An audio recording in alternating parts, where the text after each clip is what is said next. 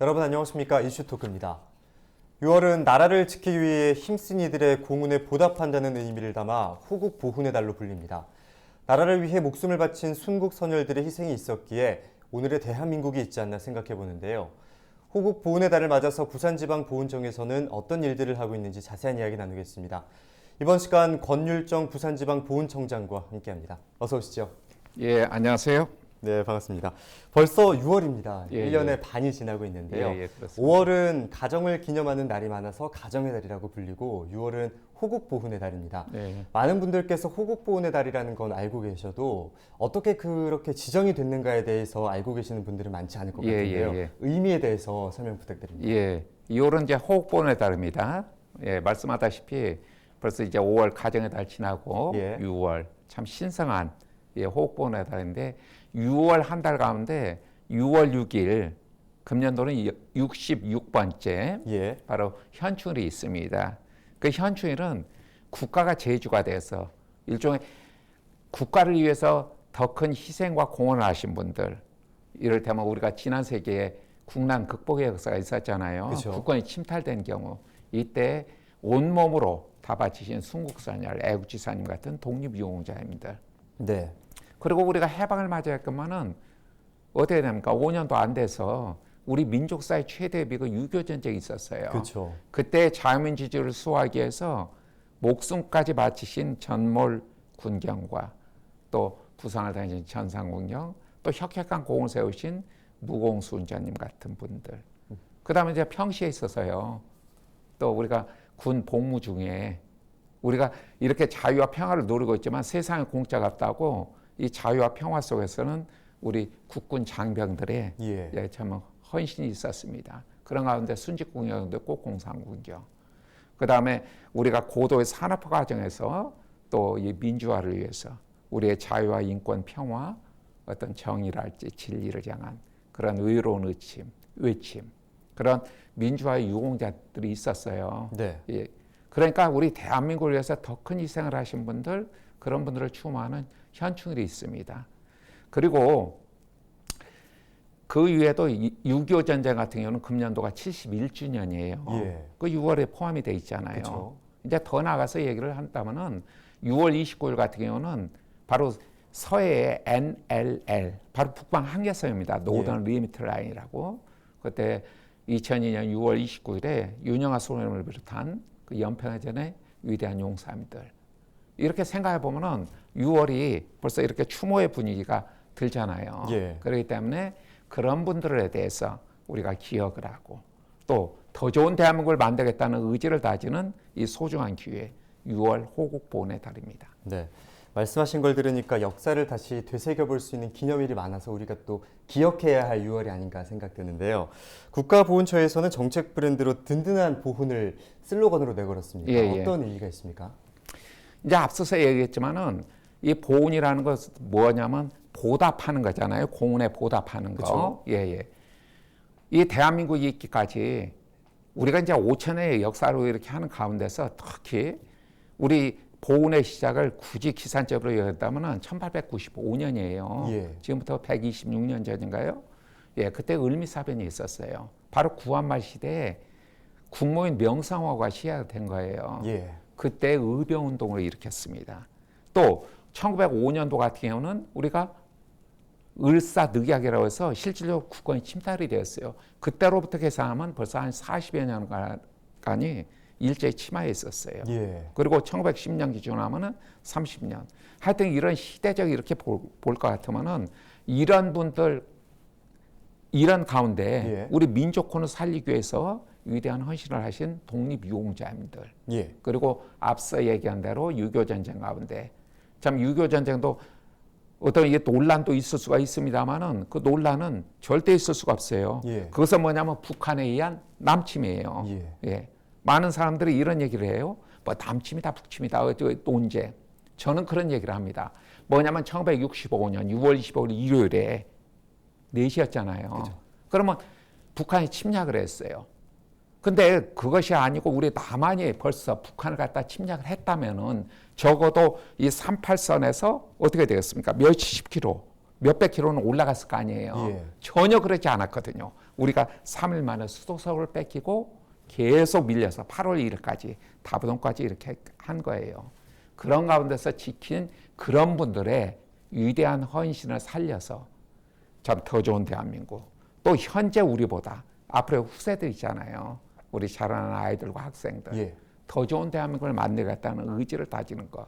이게 보훈이다 이렇게 말씀을 드립니다. 네, 순국 선열들의 희생을 기리고 또 더 나은 미래를 위해서 의지를 담았다 이렇게 예. 든든한 보훈의 의미를 말씀해 주셨는데요.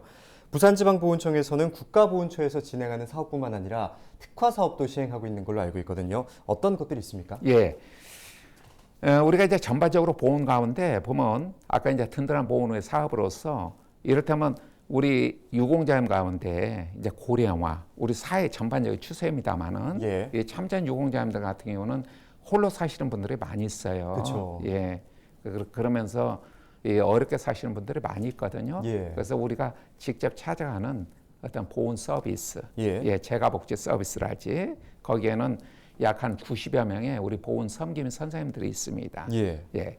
비단 우리 부산청만 하는 것은 아니지만은 전국적으로 하는 가운데서 우리가 생신을 맞이한다 할지 그러면 더 다가가서 이렇게 찾아가서 하는 서비스도 있고, 그 다음에 이 노후된 주택이 많이 있어요. 그래서 저희가 이 벽지랄지 또 장판 같은 걸 이렇게 개보수하는 그런 사업도 벌써 한 14년째 계속 이어져 가고 있습니다. 예. 근데 저는 특별히 우리 이제 부산지방보훈청 우리 공직자들에게 항상 강조하는 게 철저한 공정성, 이걸 강조를 해요. 네. 뭐냐면 우리 공무원에게 있어서 공직사에서 공정성은 생명이에요. 예. 그걸 더 쉽게 말씀을 드리면은 한마디로 백없는 사회예요. 저는 우리 직원들한테 특히 우리 서비스 대상인 우리 국가용자나 보훈가족, 특히 어렵고 또 약하고 또 뭔가 힘이 없고 외롭고 이런 대상자에 대해서는 더 가까이 가는, 그것도 공정성의 바탕에 두었어요.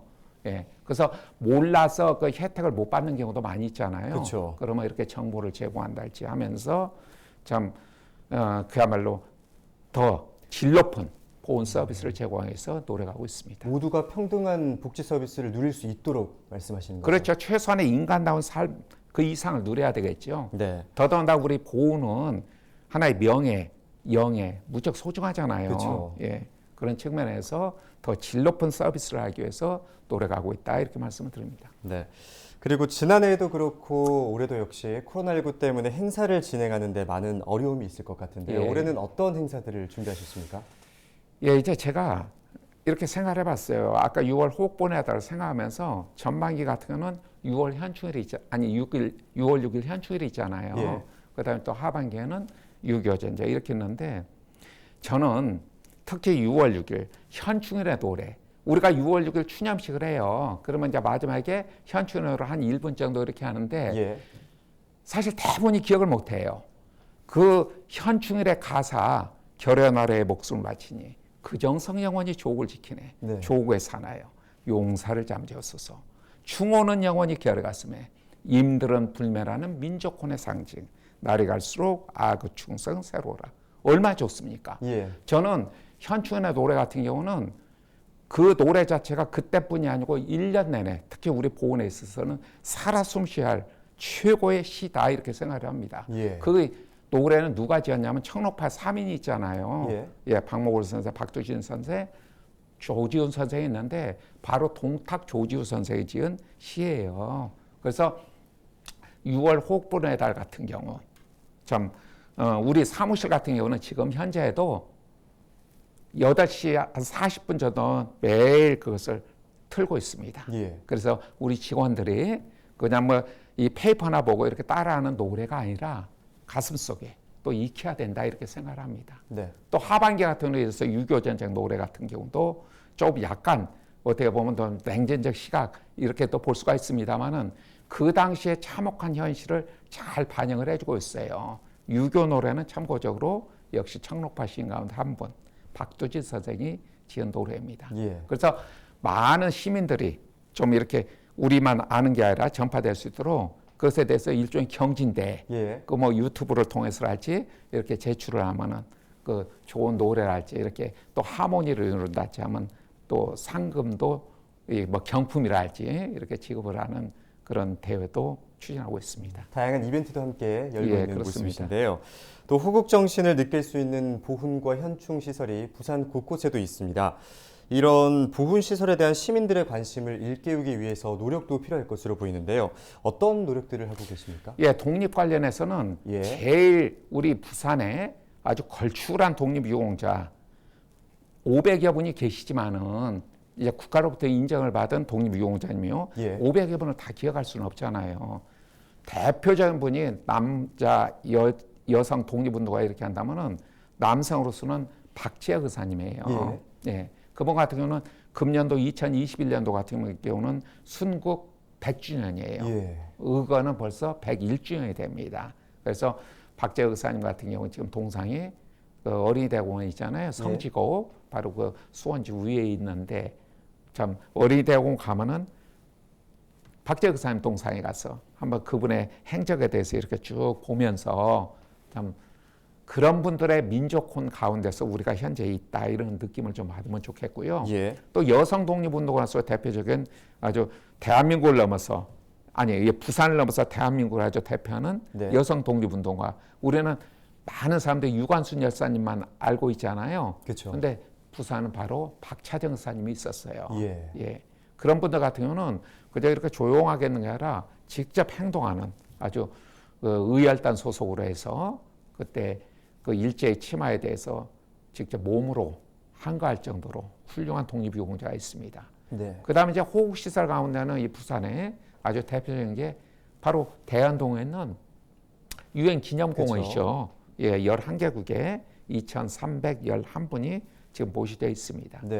그런 곳을 이렇게 볼 때마다 참 이 대한민국 오늘이 있기까지 참 우방 국가들 이렇게 참여한 가운데 이렇게 도와준 점에 대해서 우리가 감사하는 마음을 가져야 되겠지요.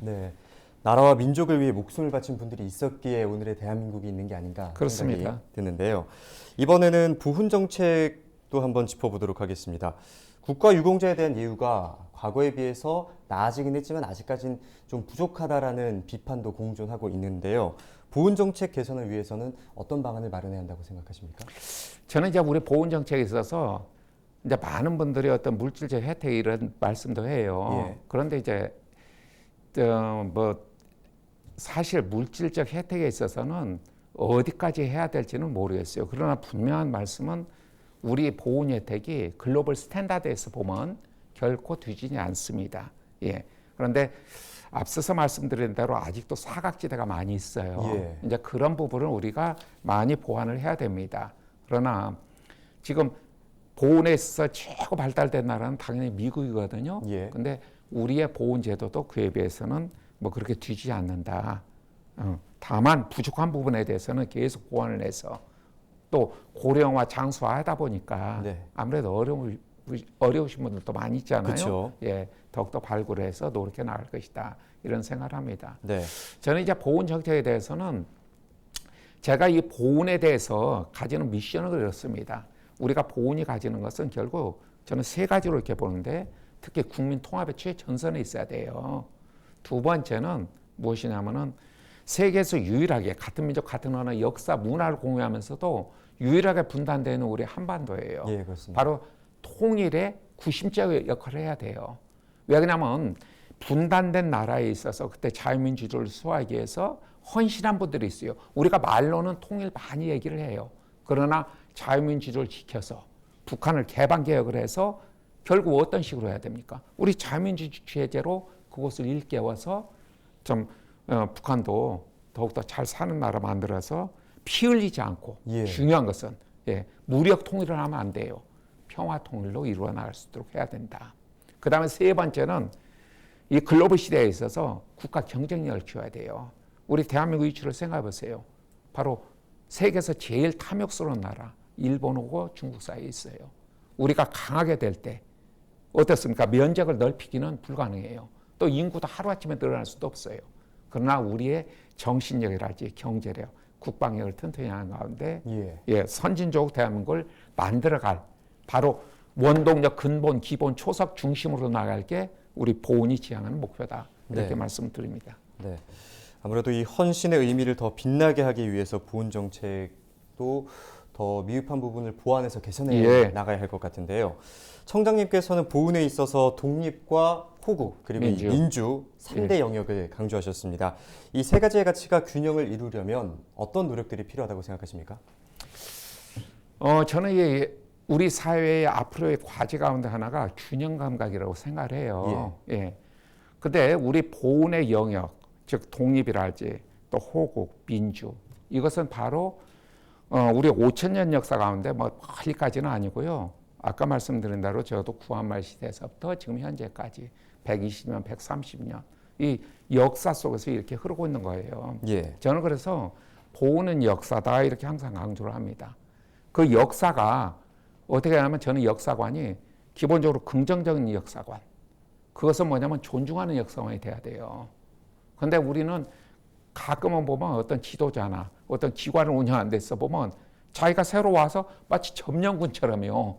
이전 것을 다 무시하고 이런 경우를 봐요. 그것은 그런 기관에는 비전이나 희망이 안 보입니다. 그리고 어떤 문제가 있다. 그런 게 있을 수 있잖아요. 더 아쉬운 부분. 그것은 부정의 역사관으로 가면 계속 보복의 악순환이 될 수가 있어요. 오히려 후퇴가 돼요. 저는 그것은 바로 극복의 역사관을 가져야 된다. 그렇게 할 때 우리가 더욱더 미래를 볼 수가 있는 거예요. 저는 제 공직생활 36년 지금 3개월이 되고 있거든요. 그 가운데 제가 가장 보람 있었던 기관은 국립대지 현충원장으로 있었을 때였어요. 제가 6년 3개월 있었습니다. 저는 부산지방보훈청장 이렇게 재밌게 있는 힘도 현충원장의 힘이다. 이렇게 제가 강조를 해요. 바로 현충원에서 제가 항상 강조한 데 있었어요.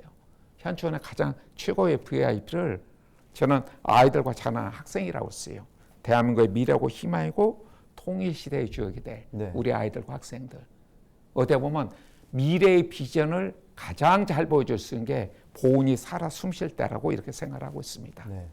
앞으로의 더 나은 보훈을 위해서는 어떤 노력들이 필요하다고 생각하십니까? 저는 제 생활 속에서 항상 평소를 중요시해요. 그다음에 어떤 그때 보이기만을 위한 이렇게 쇼하는 것이 아니라 그래서 제게 있어서 가치관은 항상 지속적인 개혁이에요. 그러니까 우리가 예를 들어서 나이라는 건 무시할 수 없잖아요. 그건 피할 수 없는 거. 그런데 좋은 거라면은 나이에 아니 그 세대 계층 그런 것에 관계없이 빨리 습득을 해야 돼요. 제가 예를 들면 한 가지 우리가 이제 청렴을 많이 강조를 합니다. 근데 어떤 사람이 나 부패를 하겠다 이런 사람은 아무도 없어요. 나머지는 뭐겠습니까? 실천과 행동이에요. 저는 생활 속의 청렴을 뭐라고 얘기하냐면 딱 이렇게 얘기를 해요. n분의 1이다. 딱 얘기를 해요. 근데 우리는 외형적인 체면, 그저 거칠해 이런 것 때문에 자기의 의사하고 관계없이 막 내가 낸다고 그래요. 그럴 게 없어요. 딱 각자가 지가 먹은 거 그냥 딱 n분의 1하면 가장 정의로워요. 그런 바탕 속에서 우리 사회가 되는데 아직도 젊은 사람은 그렇게 하는데 뭐 나이 많은 사람은 그렇게 안 한다. 그러면 저는 이런 얘기예요. 젊은 사람 좋다며 빨리 거기에 한순간으로 저가하는 것이 어떤 세대 간의 어떤 뭐 차이랄지 이런 것도 극복해 나가는 것이다. 이렇게 자주 강조를 하곤 합니다. 이제 끝으로 시민들과 또 보훈 가족분들께 한 말씀 해주시죠. 예, 감사합니다. 저는 6월 호국보훈의 달 제 공직생활의 이제 마지막 6월입니다.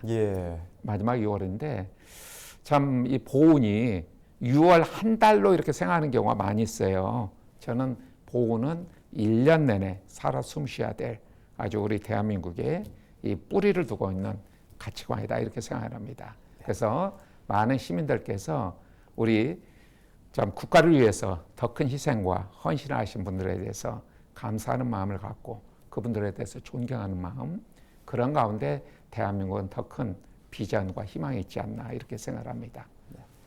6월 호국 보훈의 달을 맞아서 많은 분들께서 희생 정신을 추모해 주시면 또 좋을 것 같습니다. 오늘 말씀 여기까지 듣겠습니다. 고맙습니다. 예, 감사합니다.